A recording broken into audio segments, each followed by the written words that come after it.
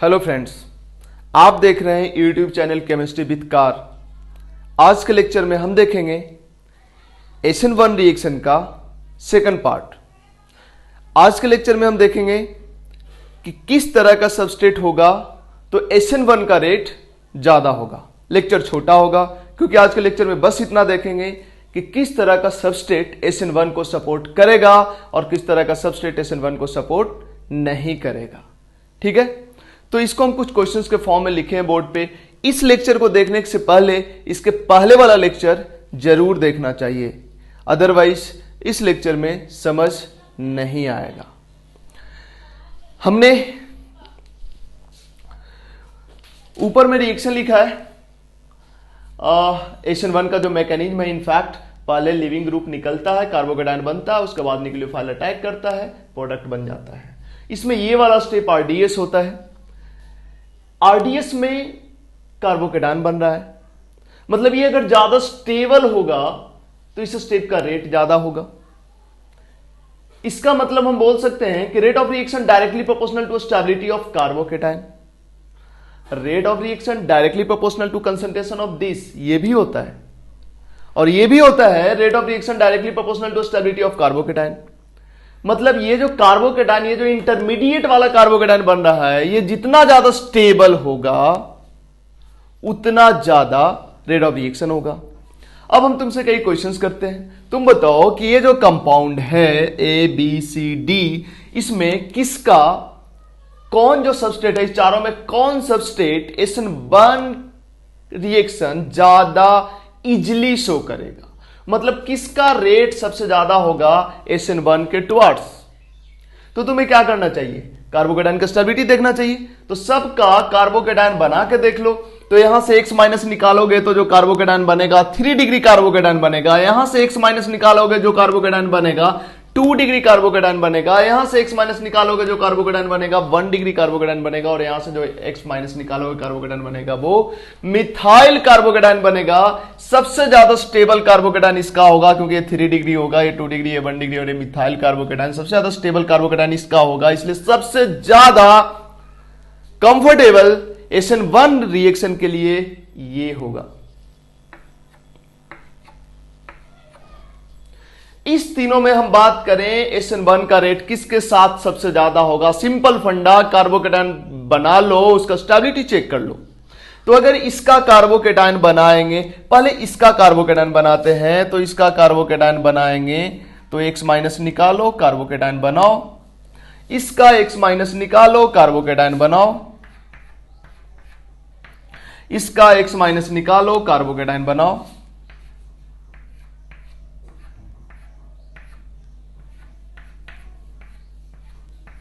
अब बताओ इस तीनों में कौन ज्यादा स्टेबल। ये जो कंपाउंड है एंटी एरोमेटिक है, ये जो कंपाउंड है नॉन एरोमेटिक है, ये जो कंपाउंड है एरोमेटिक है।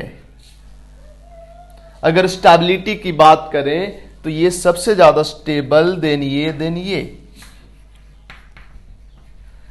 इसका मतलब इसका कार्बोकेटायन सबसे ज्यादा स्टेबल, इसका मतलब इसका SN1 का रेट ज्यादा होगा। इसी तरह से इसके बाद ये, देन ये, क्योंकि एंटी एरोमेटिक सबसे कम स्टेबल होता है। इस तीनों में किसका SN1 का रेट ज्यादा होगा, क्या करना पड़ेगा, सबका कार्बोकेटायन बनाओ, उसका स्टेबिलिटी चेक करो। तो इसका यहां से जब Br माइनस निकालोगे तो यहां पे कार्बोकेटायन बनेगा, Br माइनस निकालोगे यहां पे कार्बोकेटायन बनेगा, Br माइनस निकालोगे यहां पे कार्बोकेटायन बनेगा। बना लेते हैं कार्बोकेटायन।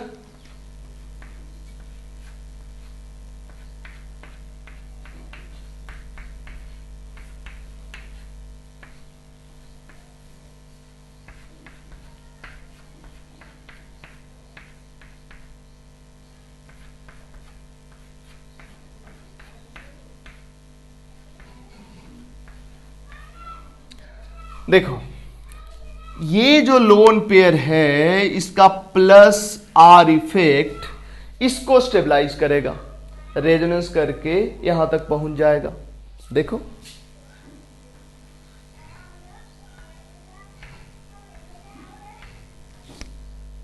जबकि यहां कोई भी ऐसा प्लस R ग्रुप नहीं है जो इसको स्टेबलाइज करे। यहां तो -R ग्रुप है जो इसको डीस्टेबलाइज करेगा। इसका मतलब ये हुआ कि सबसे ज्यादा स्टेबल ये, देन ये, देन ये, स्टेबिलिटी का ट्रेंड ये हुआ। ये सबसे ज्यादा स्टेबल है, इसलिए इसके साथ SN1 का रेट ज्यादा, देन इसका, देन इसका। जब GOC पढ़ाया था उसमें इस तरह का स्टेबिलिटी कंपेयर किया था, आज ही के दिन के लिए तो किया था। इस तीनों में सबसे ज्यादा SN1 का रेट किसका ज्यादा होगा? देखो, तीनों का कार्बोकेटाइन बनाओ, X माइनस, यहां से X माइनस निकालो, यहां से, देन यहां से, देन यहां से। हम इसको मिटाएंगे ताकि मेरे को जगह बचे लिखने के लिए।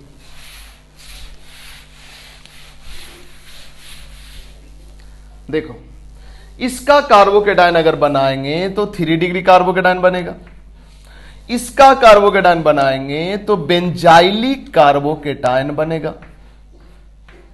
और इसका कार्बोकेटाइन बनाएंगे तो इसको बोलते हैं एलाइलिक कार्बोकेटाइन। ये है एलाइलिक कार्बोकेटाइन, ये है बेंजाइलिक कार्बोकेटाइन, और ये है 3 डिग्री कार्बोकेटाइन। अब जरा गौर करना, हमने ये तीनों में कंपेयर करना टफ है, लेकिन हमने बोला था याद रखना CBA सबसे ज्यादा, सबसे कम स्टेबल होता है एलाइलिक कार्बोकेटाइन। इससे ज्यादा स्टेबल होता है बेंजाइलिक,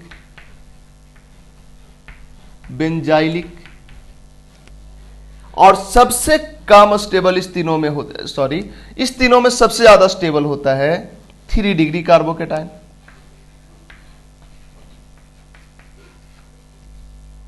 और अगर यही फ्री रेडिकल होता तो उसमें हमने बोला था ABC, एलाइलिक ज्यादा stable, then benzylic, then 3 degree.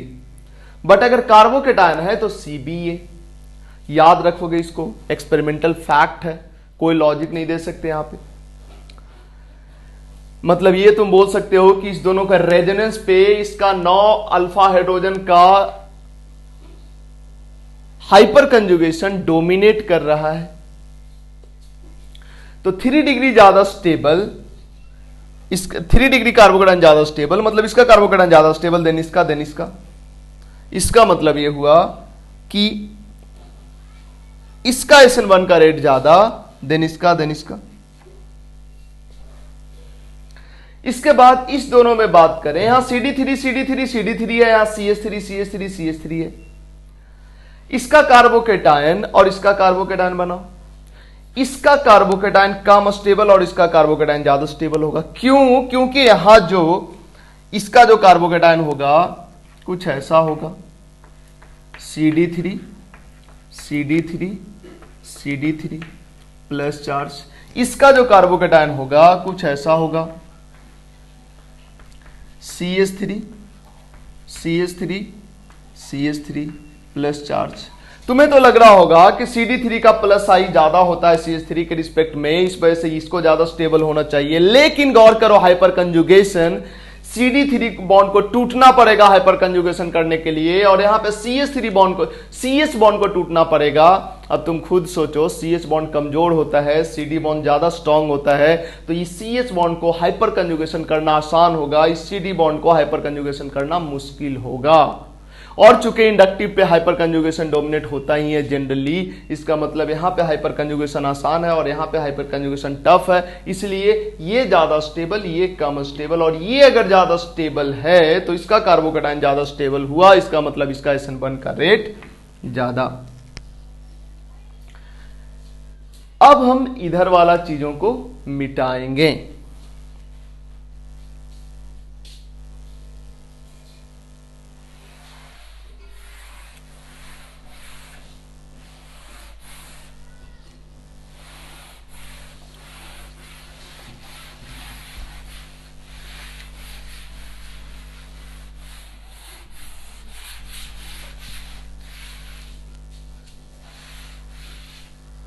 गौर करना जरा, इसको हमने नहीं मिटाया है,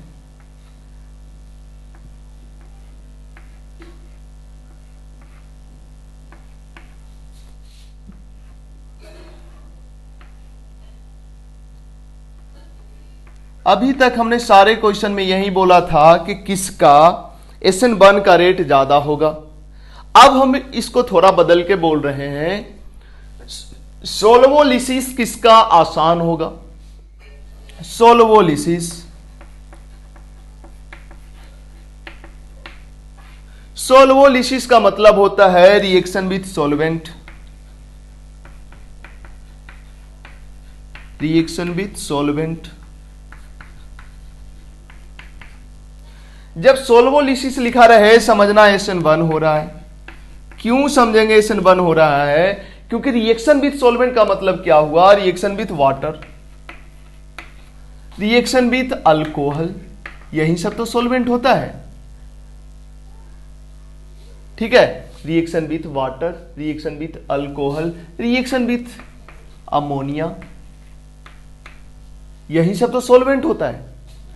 सोल्वोलिसिस का मतलब इनके साथ रिएक्शन, और ये सब का सब होता है weak nucleophile. Weak nucleophile, weak nucleophile SN1 कराता है कि SN2 कराता है? Lecture number 63 alkene 5 SN1 SN2 E1 E2 करके नाम था उसका। उसमें हमने बताया था कि SN1 के लिए वीक न्यूक्लियोफाइल रिक्वायर्ड होता है, स्ट्रॉन्ग न्यूक्लियोफाइल से SN2 होने का खतरा रहता है। तो चूंकि सोलवेंट जो होता है, ये जो वाटर है, अल्कोहल है, अमोनिया है, ये सब जनरली सोलवेंट की तरह बिहेव किया जाता है, तो सोलवेंट जनरली वीक न्यूक्लियोफाइल ही होता है। वीक न्यूक्लियोफाइल, स्ट्रॉन्ग न्यूक्लियोफाइल के बारे में हम डिटेल अभी बात नहीं की है, लेकिन इतना जरूर समझो जो न्यूट्रल न्यूक्लियोफाइल होता है, जिसपे कोई चार्ज नहीं होता है, वो जनरली वीक न्यूक्लियोफाइल होता है। सल्फर वाला और फास्फोरस वाला न्यूक्लियोफाइल को छोड़ दो, तब जितना भी न्यूट्रल न्यूक्लियोफाइल होता है, सल्फर और फास्फोरस वाला न्यूक्लियोफाइल को छोड़ दो तुम्हारे सिलेबस में, तो सल्फर और फास्फोरस वाले न्यूक्लियोफाइल को छोड़ के जितना भी न्यूक्लियोफाइल होगा, न्यूट्रल न्यूक्लियोफाइल जिसपे कोई चार्ज नहीं होगा, वो वीक न्यूक्लियोफाइल होता है। और जो चार्ज न्यूक्लियोफाइल होता है वो सब स्ट्रॉन्ग न्यूक्लियोफाइल होता है, और फास्फोरस और सल्फर वाला बिना चार्ज भी स्ट्रॉन्ग न्यूक्लियोफाइल होता है। ठीक है, तो चूंकि ये सब न्यूट्रल न्यूक्लियोफाइल है, वीक न्यूक्लियोफाइल है, और वीक न्यूक्लियोफाइल SN1 ही कराता है। सोल्वोलिसिस का मतलब हुआ रिएक्शन विथ सॉल्वेंट, और सॉल्वेंट का मतलब इसमें से कोई है, और ये सब वीक न्यूक्लियोफाइल है। सोल्वोलिसिस का मतलब रिएक्शन विथ वीक न्यूक्लियोफाइल, और वीक न्यूक्लियोफाइल SN1 कराता है। तो कहीं लिखा रहा है सोल्वोलिसिस, मतलब तुम्हें देखना है SN1 का रेट। इस तीनों का सोल्वोलिसिस का रेट सबसे ज्यादा किसका होगा, तो इसका मतलब तुम्हें समझना है कि SN1 का रेट का ऑर्डर पूछ रहा है। ठीक है, यहां पे कुछ कंपाउंड हमने लिखा है। यहां पे हमने लिखा है no SN1 no SN2 Y, मतलब ये कंपाउंड न SN1 करता है न SN2 करता है। ऐसा क्यों? तो SN2 अभी तो हम डिटेल में नहीं पढ़े हैं, लेकिन हमने लेक्चर नंबर 65 में, 65 नहीं, आई थिंक 63, हाँ 63 में हमने देखा SN1 SN2 E1 E2 सब देखा है एक लेवल तक। तो उसके अकॉर्डिंग SN2 का थोड़ा आइडिया तो है ही हमें कि SN2 कब नहीं होता है और कब होता है।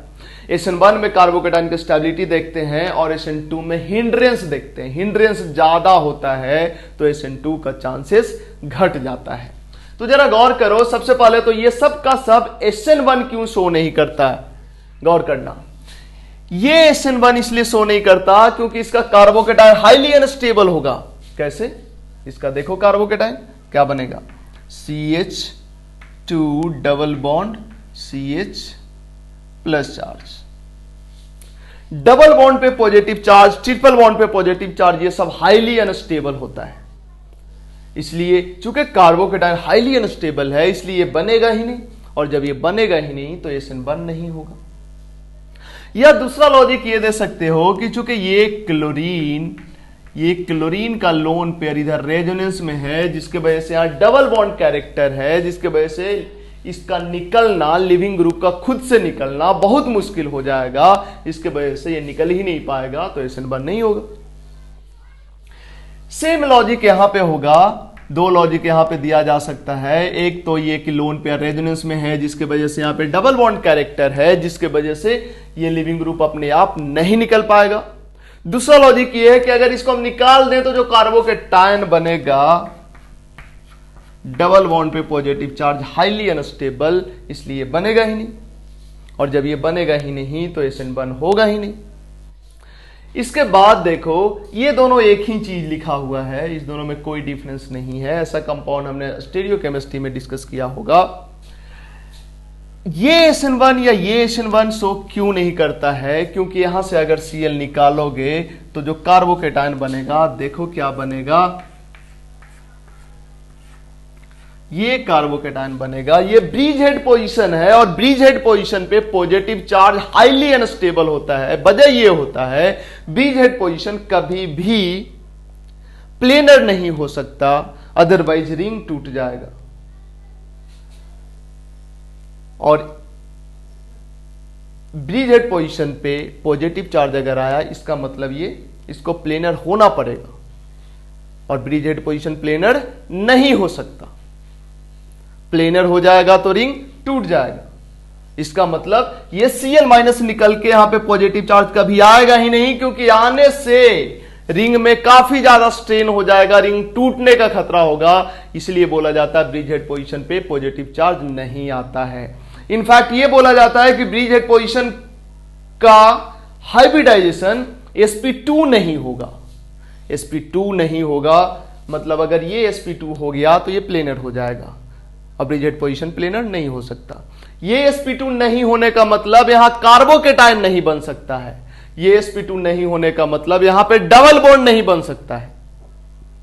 ठीक है, यही वजह है कि इसमें हाइपर कंजुगेशन नहीं होता है।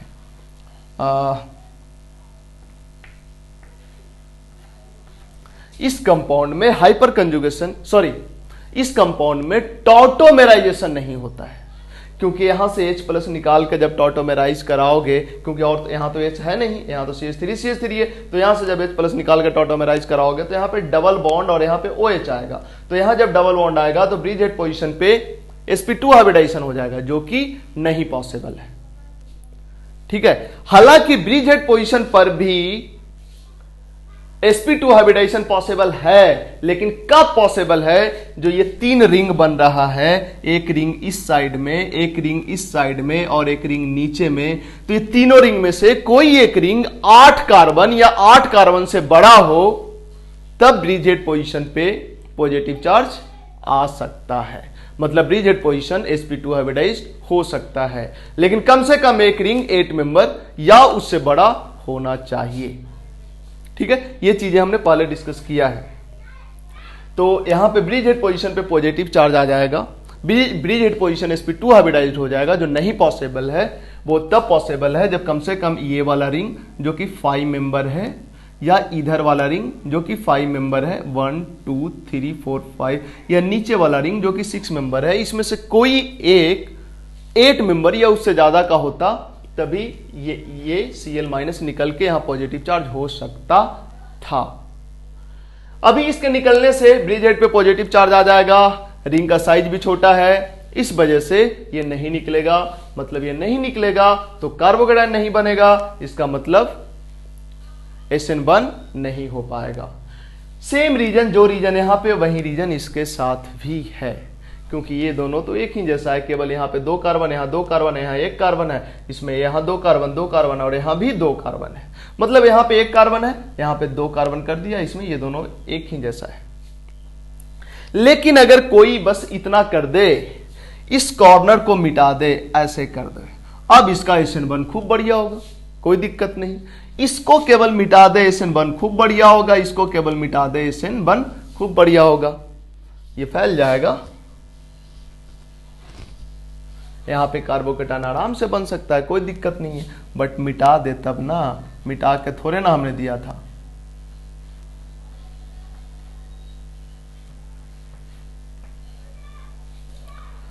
ठीक है, एक और रह गया ये वाला कंपाउंड, ये भी बड़ा इंटरेस्टिंग है भाई। हम इधर थोड़ा मिटाएंगे तब बढ़ेंगे आगे।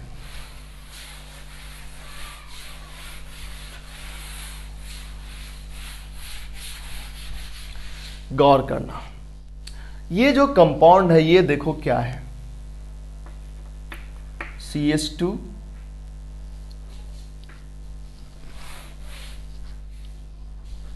अच्छा, उतना करने की जरूरत नहीं है।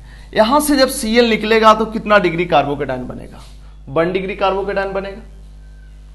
और 1 डिग्री कार्बोकेटायन, चाहे रुको बता ही देते हैं, ये Cl है, इसका जो कार्बोकेटायन बनेगा 1 डिग्री कार्बोकेटायन बनेगा। 1 डिग्री कार्बोकेटायन ऐसे ही बहुत कम स्टेबल होता है, इसलिए इसका SN1 नहीं होगा। इनफैक्ट SN1 इसका होता है बट बहुत कम होता है। कोई ये भी बोल सकता है कि सर अभी तो 1 डिग्री है बट ये रीअरेंज तो करेगा ना, रीअरेंज करेगा, ये मिथाइल ग्रुप इधर शिफ्ट होगा और रीअरेंज करके तो बड़ा ही स्टेबल कार्बोकेटायन बन जाएगा, तो इसको तो SN1 करना चाहिए। भाई इंपॉर्टेंट ये है कि ये स्टेप तो पहले हो। ये स्टेप कैसे होगा जब 1 डिग्री कार्बोकेटायन बन रहा है? 1 डिग्री कार्बोकेटायन तो हाईली अनस्टेबल होता है, तो यही स्टेप नहीं हो पाता है, इसलिए SN1 जनरली नहीं होता है। बट कुछ एक स्पेशल केस में इसका SN1 हो जाता है। वो कुछ एक स्पेशल केस कौन है? कोई ऐसा कंपाउंड आए जो Cl- के तरफ जिसका एफिनिटी बहुत ज्यादा हो, Cl- को जबरदस्ती बाहर कर दे, और वैसे केस में जैसे ही पॉजिटिव चार्ज बनेगा रीअरेंजमेंट हो जाएगा। Cl को जबरदस्ती बाहर करने का कैपेबिलिटी किस में होता है? तो सिल्वर में। सिल्वर Ag प्लस Cl- के साथ प्रेसिपिटेट बनाता है, तो अगर इसका AgNO3 के सॉल्यूशन के साथ हीट करोगे तो SN1 हो जाएगा। ऐसे जनरली ये SN1 शो नहीं करता है, बट कुछ स्पेशल केस में करता है, इसलिए हमने इसको इस लिस्ट में रख दिया जहां SN1 नहीं करता है। कुछ एक स्पेशल केस में करता है, जैसा कि हमने अभी बताया भी। तो ये तो एक्सप्लेनेशन हुआ कि ये सब का सब SN1 नहीं करता है या बहुत कम करता है। अब ये सब SN2 भी नहीं करता है, इसका क्या लॉजिक है? तो यहां तो सबसे पहली बात सेम लॉजिक, रेजोनेंस के कारण यहां डबल बॉन्ड कैरेक्टर है तो ये निकल नहीं पाएगा, डबल बॉन्ड कैरेक्टर है तो ये निकल नहीं पाएगा, तो ये दोनों में तो SN2 नहीं होगा। इस वजह से SN2 में एक लॉजिक देखा जाता है कि हिंड्रेंस ज्यादा है तो न्यूक्लियोफाइल अटैक ही नहीं कर पाता है। यहां देखो, यहां अंदर घुस के न्यूक्लियोफाइल को अटैक करना पड़ेगा, नहीं घुस पाएगा। यहां अंदर घुस के न्यूक्लियोफाइल को अटैक करना पड़ेगा, नहीं घुस पाएगा। यहां अंदर घुस के न्यूक्लियोफाइल को अटैक करना पड़ेगा, नहीं घुस पाएगा। इसलिए ये सब में तो SN2 होने से रहा। इसमें क्यों हुआ? इसमें क्यों नहीं हुआ SN2? क्योंकि यहां डबल बॉन्ड कैरेक्टर है, तो यहां अटैक करेगा भी तो ये निकल नहीं पाएगा डबल बॉन्ड कैरेक्टर के कारण। ये दोनों डबल बॉन्ड कैरेक्टर के कारण SN1 SN2 नहीं कर पाएगा। ये SN1 इसलिए नहीं कर पाएगा क्योंकि ब्रिजहेड पोजीशन पे पॉजिटिव चार्ज अनस्टेबल होगा। ये SN2 इसलिए नहीं कर पाएगा क्योंकि बैक साइड अटैक जो होगा न्यूक्लियोफाइल का केज में घुस के करना पड़ेगा, हिंड्रेंस काफी ज्यादा मिलेगा न्यूक्लियोफाइल को, इसलिए यहां पे अटैक ही नहीं कर पाएगा nucleophile. SN1 SN2 lecture number 63 जरूर देखोगे तभी अच्छे से समझ आएगा। सवाल इसमें है कि इसमें क्यों नहीं SN2 होगा, क्योंकि ये तो 1 डिग्री अल्काइल हैलाइड है और 1 डिग्री में तो SN2 बढ़िया होता है। यहां पे देखो क्या है, यहां भी हिंड्रेंस काफी ज्यादा है। कैसे है हिंड्रेंस काफी ज्यादा, जरा गौर करना।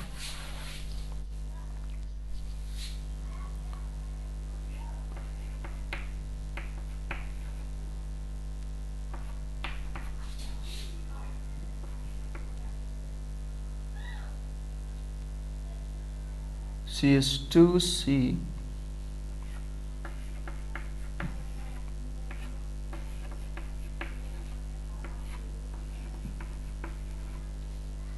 फिर से बनाते हैं इसको।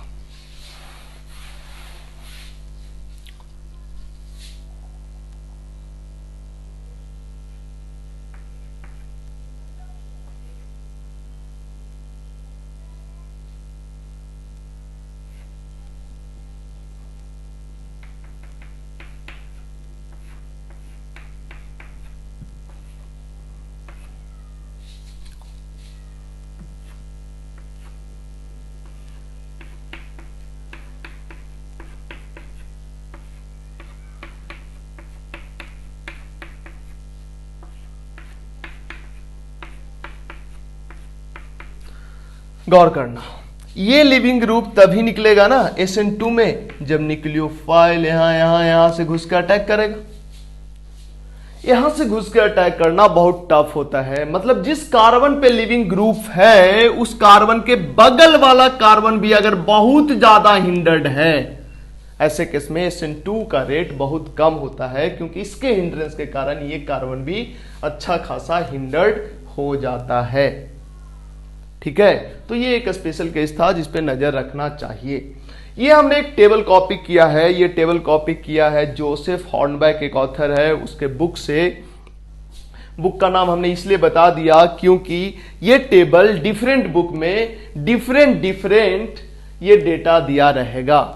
फिर डिफरेंट डेटा क्यों है? डिफरेंट डेटा इसलिए रहता है क्योंकि डिफरेंट ऑथर, जैसे इसमें पहले है क्या ये समझते हैं, इसके बाद क्यों डेटा वेरी करता है उसके बारे में हम बात करते हैं। यहां पे हमने लिखा रिलेटिव रेट ऑफ SN1, मतलब इस सबस्ट्रेट के साथ SN1 का रेट को अगर हम 1 बोलेंगे तो इस सबस्ट्रेट के साथ SN1 का रेट इसके रिस्पेक्ट में 1,00,000 गुना ज्यादा होता है। इसका SN1 का रेट इसके रिस्पेक्ट में 3 टाइम्स ज्यादा होता है, इसका SN1 का रेट इसके रिस्पेक्ट में 30 टाइम्स ज्यादा होता है, इसका SN1 का रेट इसके रिस्पेक्ट में 10⁴ टाइम ज्यादा होता है, और इसका SN1 का रेट इसके रिस्पेक्ट में 10⁹ टाइम ज्यादा होता है। ऐसा जोसेफ हॉर्नबैक का कहना है। ठीक है, अब हमने बोला अगर यही टेबल तुम दूसरे बुक्स में देखोगे तो उसमें ये डेटा कुछ अलग हो सकता है, लेकिन ऑर्डर अलग नहीं होगा। मतलब इसमें जिसका ज्यादा है रिलेटिव रेट उसमें भी उसी का ज्यादा रिलेटिव रेट होगा, इसमें जिसका रिलेटिव रेट कम है उसमें भी उसी का रिलेटिव रेट कम होगा। बट ये डेटा वैरी क्यों कर सकता है उसको समझते हैं।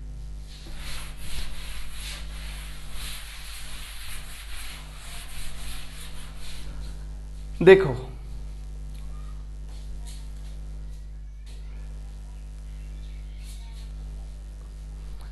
किसी ने इस सबस्ट्रेट के साथ किसी पार्टिकुलर न्यूक्लियोफाइल का रिएक्शन कराया 25 डिग्री सेल्सियस पे, और किसी दूसरे ऑथर ने जो डेटा लिखा है वो 150 डिग्री सेल्सियस पे लिखा है।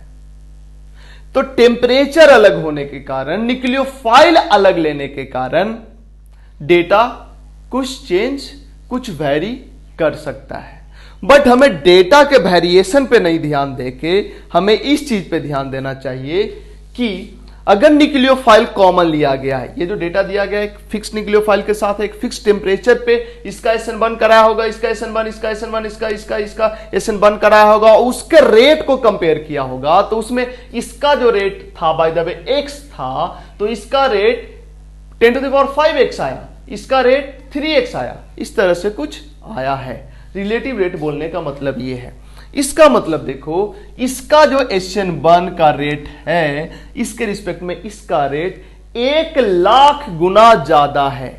मतलब 2 डिग्री का रेट SN1 का अगर 1 है तो 3 डिग्री अल्काइल हैलाइड का रेट 1,00,000 गुना ज्यादा है। एलाइल का रेट 2 डिग्री से ज्यादा है और 3 डिग्री से कम है। हमने बताया था ना CBA कार्बोकेटाइन का स्टेबिलिटी का ट्रेंड क्या होता है, सबसे पहले 3 degree, then benzylic, then allylic. देखो 3 डिग्री का कार्बोकेटाइन ज्यादा स्टेबल होगा, 3 डिग्री का कार्बोकेटाइन 10⁵। बेंजाइलिक कहां गया, बेंजाइलिक, ये बेंजाइलिक, यहां बेंजाइलिक कार्बोकेटाइन बनेगा, Cl- निकलेगा तो 3 degree, then benzylic, then allylic. 3 degree, then benzylic, then allylic, यही ट्रेंड है। और ये रटने हमने बोला था, क्यों रटने बोला था, इनफैक्ट ये जो कार्बोकेटाइन का स्टेबिलिटी कंपेयर किया जाता है, हम लोग क्या करते हैं कार्बोकेटाइन का स्टेबिलिटी से SN1 का रेट कंपेयर करते हैं। फैक्ट उल्टा है, SN1 का रेट एक्सपेरिमेंट से कैलकुलेट किया जाता है और उससे डिसाइड किया जाता है कि किसका कार्बोकेटाइन ज्यादा स्टेबल होगा। बट किसी से कोई भी करे बात तो एक ही हुआ। तो कार्बोकेटाइन जिसका ज्यादा स्टेबल उसका SN1 का रेट ज्यादा, उसी को जस्टिफाई कर रहा है ये टेबल भी। 3 degree benzylic, 3 degree benzylic, allylic, 3 degree का रेट ज्यादा, मतलब 3 डिग्री का कार्बोकेटाइन ज्यादा स्टेबल, बेंजाइलिक का रेट कम, बेंजाइलिक का कार्बोकेटाइन कम स्टेबल, एलाइलिक का और कम, इसका मतलब एलाइलिक का कार्बोकेटाइन इस तीनों में सबसे कम स्टेबल। ये हमने बोला भी था स्टेबिलिटी ऑफ कार्बोकेटाइन में। इस तीनों को अगर कंपेयर करो तो बड़ा लॉजिकल है, इसका रेट ज्यादा होना चाहिए क्योंकि इसका कार्बोकेटायन बहुत ज्यादा स्टेबल होगा, तीनों रिंग के साथ रेजोनेंस करेगा। इसका कार्बोकेटायन कम स्टेबल होगा, दो रिंग के साथ रेजोनेंस करेगा और एक रिंग के साथ रेजोनेंस करेगा। तो इस तीनों में इसका कार्बोकेटायन ज्यादा स्टेबल, देन इसका और SN1 का रेट भी सेम ऑर्डर में हो जाएगा। तो इसका देखो 10⁹ टाइम्स, अगर इसका 30x रेट है तो इसका 10⁴x रेट है और इसका 10⁹ रेट है। समझे? तो ये टेबल केवल हम तुमको ये समझाने के लिए लिखे हैं ताकि तुमको समझ आए कि रेट डबल ट्रिपल नहीं होता है, 1,00,000 गुना बढ़ सकता है। 2 डिग्री में अगर 1 रेट है तो 3 डिग्री में 1,00,000 गुना बढ़ गया है। समझ आए? तो ये था ओवरऑल SN1 रिएक्शन में सबस्ट्रेट का क्या रोल है, सबस्ट्रेट बदलने से रेट कैसे बदलता है। ठीक है, और सोल्वोलिसिस जो होता है वो इनफैक्ट SN1 ही होता है। एक छोटा सा क्वेश्चन लिखते हैं और इसके बाद इस लेक्चर को खत्म करेंगे। छोटा सा क्वेश्चन ये है कि अगर हम तुमसे बोलें, हालांकि ये क्वेश्चन हमने लगता है कर लिया है पिछले लेक्चर में।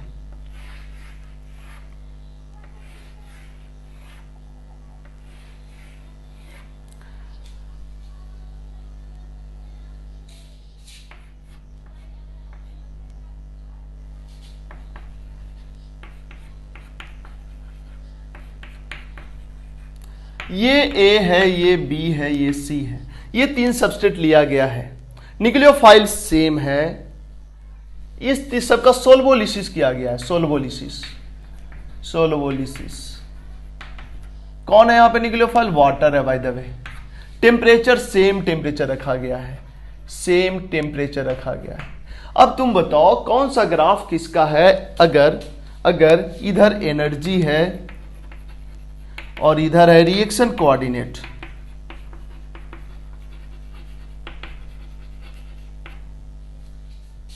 या यहां पे वाटर नहीं लिखते हैं, केवल सोल्वोलिसिस लिख देते हैं, या सोल्वोलिसिस भी नहीं लिखते हैं, सिंपली SN1 लिखते हैं।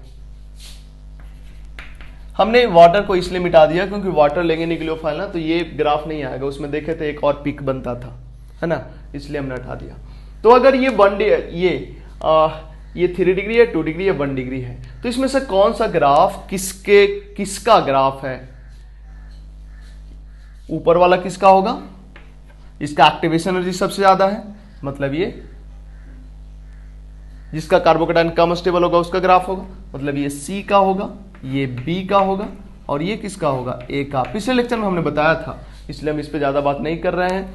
तो ये था आज का लेक्चर जिसमें हमने ये बताया कि SN1 के लिए कौन सा सबस्ट्रेट कंफर्टेबल होगा, अच्छा होगा।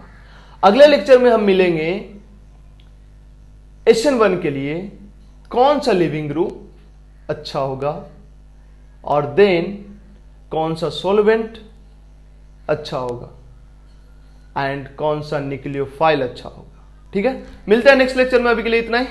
Thank you.